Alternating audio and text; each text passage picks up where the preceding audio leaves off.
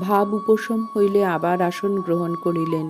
শ্রীরামকৃষ্ণ মাস্টারের প্রতি কোন দিকে সম্মুখ ফিরে বসেছিলুম এখন মনে নাই। পঞ্চম পরিচ্ছেদ। শ্রীরামকৃষ্ণ ও নরেন্দ্র হাজরার কথা। চলরূপী নারায়ণ। ঠাকুর ভাব উপশমের পর ভক্ত সঙ্গে কথা কহিতেছেন। নরেন্দ্র শ্রীরামকৃষ্ণের প্রতি, হাজরা এখন ভালো হয়েছে।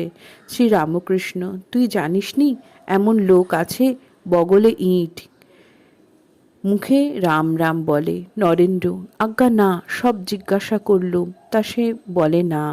শ্রীরামকৃষ্ণ, তার নিষ্ঠা আছে, একটু জপ টপ করে, কিন্তু অমন, গাড়োয়ানকে ভাড়া দেয় না। নরেন্দ্র, আজ্ঞা না, সে তো বলে দিয়েছে। শ্রীরামকৃষ্ণ, কোথা থেকে দেবে? নরেন্দ্র, রামলাল টামলালের থেকে দিয়েছে বোধহয়। শ্রীরামকৃষ্ণ, তুই সব কথা কি জিজ্ঞাসা করেছিস?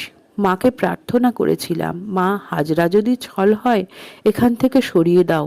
ওকে সেই কথা বলেছিলাম। ও কিছুদিন পরে এসে বলল, দেখলে আমি এখনো রয়েছি।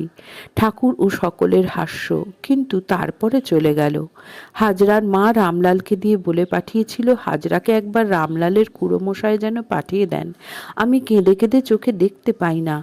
আমি হাজরাকে অনেক করে বললুম, বুড়ো মা, একবার দেখা দিয়ে এসো। তা কোনো মতে গেল না। তার মা শেষে কেঁদে কেঁদে মরে গেল। জয় ঠাকুর।